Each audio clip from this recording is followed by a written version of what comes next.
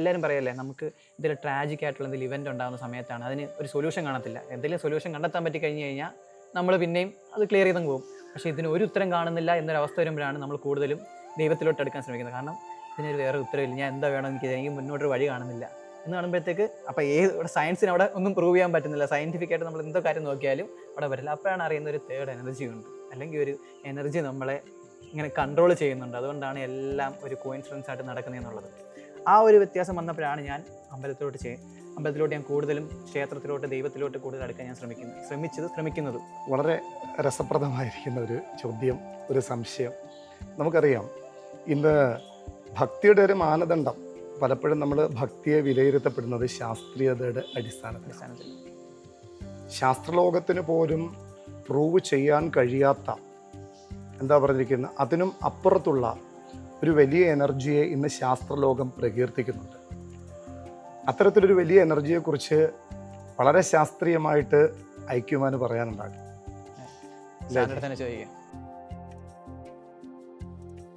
Energy എന്ന് പറയുന്നതേ നമ്മൾക്ക് ചിലപ്പോൾ കണ്ണുകൊണ്ട് കാണാൻ കഴിയാത്തായിരിക്കും എനർജി, ചിലപ്പോൾ നമുക്ക് അനുഭവിക്കുന്നതായിരിക്കും. പോസിറ്റീവ് എനർജി, നെഗറ്റീവ് എനർജി എന്ന് പറയും. നമുക്കെല്ലാം പോസിറ്റീവായിട്ടാണ് നടക്കുന്നത്, നമ്മളതിനെ പോസിറ്റീവ് എനർജി എന്നും, നമുക്ക് നെഗറ്റീവായിട്ട് നടക്കുന്നത് നെഗറ്റീവ് എനർജി എന്ന് പറയും. ഈ സയൻറ്റിഫിക്കായിട്ട് പ്രൂവ് ചെയ്യാതെ നടക്കുന്ന ആൾക്കാർ പോലും ചിലപ്പോൾ പറയും എനിക്കെല്ലാം നെഗറ്റീവ് ആണല്ലോ വരുന്നതെന്ന്. കൂടുതൽ നമുക്ക് നെഗറ്റീവ് വരുമ്പോഴാണ് എന്ത് ചെയ്യുന്നത്, പലരും ക്ഷേത്രത്തിൽ വരികയും അതിനെന്തെങ്കിലും പ്രതിവിധി ഉണ്ടെന്നുള്ളത് നോക്കാം, ചിലയിടത്ത് ജ്യോതിഷം നിർത്തി പോകുന്നതും അതിനുള്ള പ്രതിവിധിക്കുള്ള അർച്ചനയോ അല്ലെങ്കിൽ ജലതർപ്പണമോ ഒക്കെ, അല്ലെങ്കിൽ ജലധാരയോ അല്ലെങ്കിൽ മൃത്യുഞ്ജയ ഹോമോ ഒക്കെ ചെയ്യുന്നത് സത്യത്തിൽ. അപ്പോൾ ഈ സത്യത്തിൽ എനർജി എന്ന് പറയുന്നത് ഇപ്പോൾ ബിഗ് ബാങ് തിയറി അറിയാം, നമ്മളെ സേണിലെ പരീക്ഷണമായിരുന്നു. സേണിലെ പരീക്ഷണത്തിനകത്ത് ഏറ്റവും അവസാനം കണ്ടുപിടിച്ചത് സ്ട്രിങ്ങുകളാണ്. ആറ്റം കഴിഞ്ഞും താഴോട്ട് പോയി, ക്ലോർക്ക് ഗ്ലോബൺ കഴിഞ്ഞിട്ട് സ്ട്രിങ്ങിൽ പോയിട്ട് ഇനി രണ്ടെണ്ണം കണ്ടെത്താനുണ്ട്. ഇപ്പോഴത്തെ ക്വസ്റ്റ്യൻ ചെയ്യാനായിട്ട് ഇട്ടേക്കുക, അതെന്താണെന്ന് കണ്ടുപിടിക്കാൻ പറ്റിയിട്ടില്ല. അപ്പം ആ പറയുന്ന എനർജിയെ നമ്മുടെ ശരീരത്തിന് നമുക്ക് എന്ത് ചെയ്യാം, ഓറയായിട്ട് കണക്ട് ചെയ്യാം. നമുക്കെല്ലാം ഒരു പ്രഭാവമുണ്ട്. ഇപ്പം ശ്രീനാരായണ ഗുരുവിൻ്റെ പടം വരച്ചു വെച്ചിട്ടുണ്ടെങ്കിൽ അദ്ദേഹത്തിൻ്റെ ഭഗവാന്റെ ചുറ്റും ഒരു ആവരണമുണ്ട്, ഒരു പ്രകാശ വലയമുണ്ട്. അത് എല്ലാവർക്കും ഉണ്ട്. നല്ല ഓറയുള്ള ആൾക്കാർക്ക് നല്ല നല്ല കാര്യങ്ങൾ വന്നു ചേരുമെന്നാണ് പറയുന്നത്. ഇപ്പോൾ ഞാൻ തന്നെ എനിക്ക് അനുഭവം ഉണ്ട്.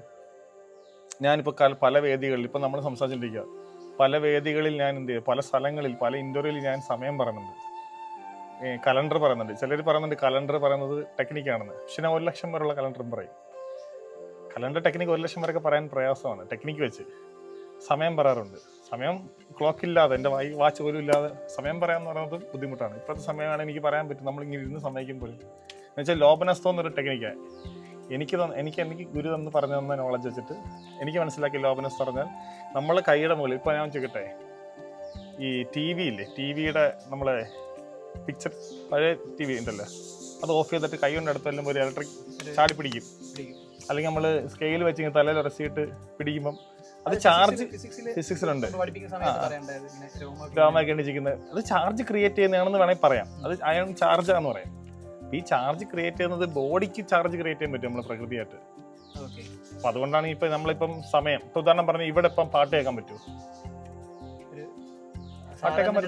റേഡിയോ കൊണ്ട് വെച്ച് ട്യൂൺ ചെയ്താൽ കേൾക്കാം. അപ്പൊ എങ്ങനെ അത് കേൾക്കുന്നു? റേഡിയോ ട്യൂൺ ചെയ്യുമ്പോൾ കേൾക്കാം. അതിന് ഒരു ഫ്രീക്വൻസി കറക്റ്റായിട്ട് ട്യൂൺ ചെയ്യണം. അപ്പൊ ഈ പ്രപഞ്ചം നിൽക്കുന്ന ഒരു പ്രത്യേക ഫ്രീക്വൻസിയിലാണ്. അത് കൃത്യമായിട്ട് മനസ്സിലാക്കാൻ പറ്റുന്ന നമുക്കൊരു ഓറ ഉണ്ടാവും. ആ ഓറ ശക്തപ്പെടുകയാണെങ്കിൽ നമുക്ക് ഇന്ന് സയൻസിനെ തെളിയിക്കാൻ പറ്റാത്ത പല കാര്യങ്ങളും നമുക്ക് ചെയ്യാൻ പറ്റും.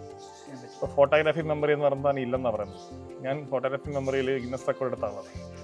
ഇപ്പൊ 5:47 സമയമായി. 5:47 സമയം ഞാൻ പറയണമെങ്കിൽ എനിക്ക് എന്ത് പറയണം, ഈ സമയം പോകുന്ന എനിക്ക് ഫീൽ ചെയ്യണം. അപ്പൊ ഇങ്ങനത്തെ കാര്യങ്ങൾ പറയുന്നത് എന്തുകൊണ്ടാണ്? ഈ ഓറ ഉള്ളതുകൊണ്ടാണ്. അത് മാത്രമല്ല, അത് ശരിക്ക് യുഗങ്ങൾക്കപ്പുറത്ത്, അത് നമ്മൾ കഥാരൂപത്തിലൊക്കെ കുട്ടികളൊക്കെ പഠിച്ചിട്ടുണ്ടായിരിക്കും. ഈ പുരാണങ്ങളിൽ ഗജേന്ദ്ര മോക്ഷം, ഒരാനയെ മുതല കഴിച്ച കഥ പറയും. അപ്പം അതിൽ മനോഹരമായ ഗജേന്ദ്രൻ്റെ ഒരു ആനയെ കഥാപാത്രമാക്കി നിർത്തിക്കൊണ്ട് വേദവ്യാസ മഹർഷി ഒരു വലിയ സ്തുതി ചെയ്യിക്കുമ്പോൾ ആ ആന ശരിക്ക് താത്വികമായിരിക്കുന്ന കുറേ സ്തുതികളൊക്കെ ചെയ്തിട്ട് അതിൻ്റെ ഒടുവിൽ പറയും, ഞാനിങ്ങനെ സഞ്ചരിച്ച് എന്ന ഒരു വലിയ തമോഗർത്തത്തിൻ്റെ സമീപത്തെന്നു. ആ തമസിനും അപ്പുറത്ത് അതീന്ദ്രിയമായിരിക്കുന്ന, അല്ലേ, ഒരു പക്ഷേ പറയില്ലേ, ആ ഒരു ബ്ലാക്ക് ഹോൾ എന്നൊക്കെ നമ്മൾ വിശേഷിപ്പിച്ചിട്ടുണ്ട്. ഇത് ഈ കാലഘട്ടത്തിലോ അല്ലെങ്കിൽ ശാസ്ത്രം ഡെവലപ്പ് ചെയ്യുന്നതിനൊക്കെ എത്രയോ യുഗങ്ങൾക്കപ്പുറത്ത് എഴുതപ്പെട്ടതാണ്. അപ്പോൾ അവിടെ പറയുന്നു, ആ വലിയ തമസ്സിനും അപ്പുറത്ത് നിൽക്കുന്ന അതീന്ദ്രിയമായിരിക്കുന്ന ഒരു എനർജി ഉണ്ട്. ആ എനർജിയാണ് വാസ്തവത്തിൽ എനിക്ക് അറിയേണ്ടതെന്ന് ഉം. നമ്മുടെ പുരാണത്തിൽ ആര് പറയാം, ഒരു ആന പ്രതീകാത്മകമാണത് പ്രതീകാത്മകം. പറയുകയാണ്. അപ്പം ഉണ്ടായ കാലം മുതൽ എനിക്ക് തോന്നുന്നു അല്ലേ, at the time of evolution, ആ ടൈം മുതൽ നമ്മളിതാ ഇരിക്കുന്ന ഈ നിമിഷം വരെ ഈ പ്രപഞ്ചത്തെ നിയന്ത്രിക്കുന്ന ഒരു അതീന്ദ്രിയമായിരിക്കുന്ന ഒരു ശക്തി, ഒരു എനർജി ഈ ലോകത്ത് ഉണ്ട്. ഉണ്ട് എന്നതാണ്ട് അനുഭവത്തിലൂടെ അജി നമുക്ക് ഇതാണ്ട് ഇപ്പോൾ കാട്ടി തന്നുകൊണ്ടിരിക്കുകയാണ്. അത് മാത്രമല്ല വിഷ്ണു, ഈ സേണിലെ പരീക്ഷണമില്ലേ, അത് പരാജയമായിരുന്നു, നിർത്തിവെച്ച അവസാനം കണ്ടെത്താൻ കഴിഞ്ഞിട്ടില്ല. ആ കണം എന്താണെന്ന് കണ്ടെത്താൻ പറ്റില്ല. ദൈവഗണമെന്നാണ് പറഞ്ഞേക്കുന്നത്. സെർച്ച് ചെയ്താൽ മതി, ദൈവഗണമെന്നാണ്. ദൈവകണം, ദൈവത്തിന്റെ കണം, അതിന് പരീക്ഷിക്കാൻ സയന്റിഫിക്കിന് പറ്റുന്നില്ല. കൂടാതെ തന്നെ നമ്മളുടെ സേണിലെ പരീക്ഷണത്തിന്റെ റിസർച്ച് പേപ്പറുകൾ അവൈലബിൾ ആണ്. കഴിഞ്ഞ ഒരു ഇന്റർവ്യൂവിൽ ഒരുത്തൻ ഓറയുടെ കാര്യം ചോദിച്ചുകൊണ്ടാണ് ഞാൻ അത് എടുത്തിട്ടുണ്ട്. നമ്മളെ ഗ്രൂപ്പ്, നമ്മളെ കമന്റിൽ തന്നെ അത് എടുത്ത് പോസ്റ്റ് ചെയ്യാറുണ്ട്. നിങ്ങൾ ഈ ഒരു ആർട്ടിക്കൽ പേപ്പർ വായിച്ചു നോക്കാൻ. പറയുന്നവർ വെറുതെ പറയുന്നവരാണ്.